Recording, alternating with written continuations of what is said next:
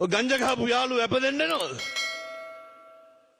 කුඩු පැකට් එකට සෙට් වෙච්ච උන් ඇපදෙන්න එනවද?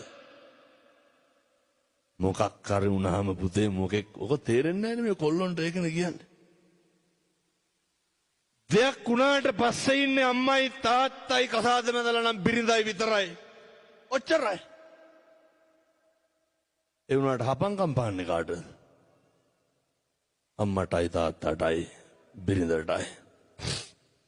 අම්මා තාත්තා එක්ක හරි හොඳට ඉන්න. නේ ඔය හරි ආදරෙන් ගෙවල් වල අම්මා තාත්තා එක්ක ඉන්න ඕනේ. මම මේ අලුත්ගම තරුණ මහත්තුරුන්ට පොඩි යෝජනාවක් කරනවා. දැන් අද නොවැම්බර්නේ මම ජනවාරි 25 එනවා උඩකොටුවේ පන්සලට බණකට. ඉරිදා කට්ටියම එන්න ඕනේ. ඔය එතකොට මට මේක ආයෙත් අලුත් කරන්න පුළුවන්. මතක තියාගන්න. හෙට ඉඳන් ජීවිතේ මුස්පේන්තුකම පිරিলা නම් තියෙන්නේ. දන්නවනේ මුස්පේන්තුකම කියන්නේ මොකද්ද කියලා. ඔය ඉන්නේ කෙල ඉන්නේ මොකවත් කරන්න බැරුව. පාන්දර 2-3 වෙනකම් ෆෝන් නොබනවනේ. තල්ලු කර කර ඉන්නවා. යකඩ කපනේ වයි ඔයනේ ලුණු කපනේ වයි සර්පෝ තම්බනේ ඕනේ බලන්න. උදේ 10ට විතර නැගිටින්නේ. ඔහොම හරියන්නේ. තරුණ මහත්තුරු මතක තියාගන්න ඕනේ.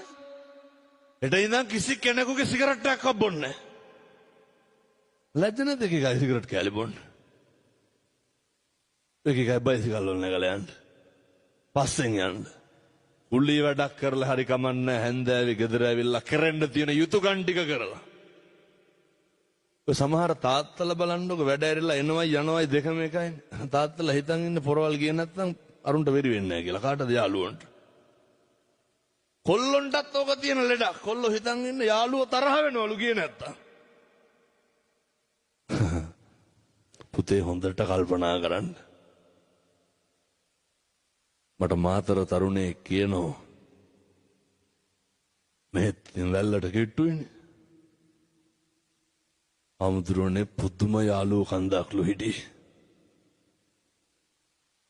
අසත් පුරුෂයන්ගේ අසුරේ ප්‍රතිඵලය තමයි පිරිඳ නැති වෙනවා, දරුවෝ නැති වෙනවා, දෙමව්පියෝ නැති වෙනවා, සමාජය නැති වෙනවා, පන්සල නැති වෙනවා. අන්තිමේ අපිත් නැති වෙනවා පින්නතුනේ. එහෙම නෙමෙයිද? කවුද ප්‍රිය කරන්නේ? සත්පුරුෂෝ විතරක් ඇසුරු කරන්න. ඔය එක ජරා ගොඩවල් වලට අහු වෙන්න එපා. හරි හොඳට ඉන්න. හොඳට මහන්සි වෙන්න, හොඳට හම්බ කරන්න ඕනේ. හොඳට හම්බ කරන්න. මම මෙහෙම දේශනා කරන්න හේතුව අර ජරාවටපත් වුණාට පස්සේ කවුරුවත් නැහැ. අර තාත්තා කියනවා හාමුදුරුවනේ මගේ ඉඩ කඩන් දැන් මට මතක් වෙන්නේ. යාළුවෝ ඉන්නවද? අර තරුණ මේක ටිකක් හොඳට මතක තියාගන්න ඕන. ඔය හැම සතියන්තෙම ටවුන් එකට යන්න බෑනේ ඇයි? ළමයි පන්ති ඇවිල්ලා. අනේ මෙහෙ ගොම් පැටව කොල්ලෝ ඉන්නවා. එහුන් අත කපා ගන්නවා පොඩ්ඩ බැයිනා. දැකලා දෙන්න නම් හිතනවා පින්නතුනේ. ඔය පිරුවෙන් ඇරලා යනකොට යන මට ඉතින් අර කෙල්ලෙක් ඉස්සරහ මේක අතුල්ලා ගන්නවා අත මොකෙන් හරි වීදුරු කට්ටකින්. ගොන් කම්පුදේවා.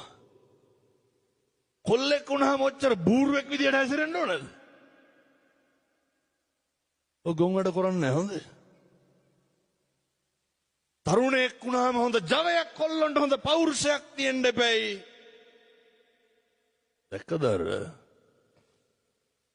ගම්පොළ අවුරුදු 16 කෙල්ලගේ බෙල්ල කැපුවා. කවුද කැපුවේ? කොල්ලට අවුරුදු 27යි.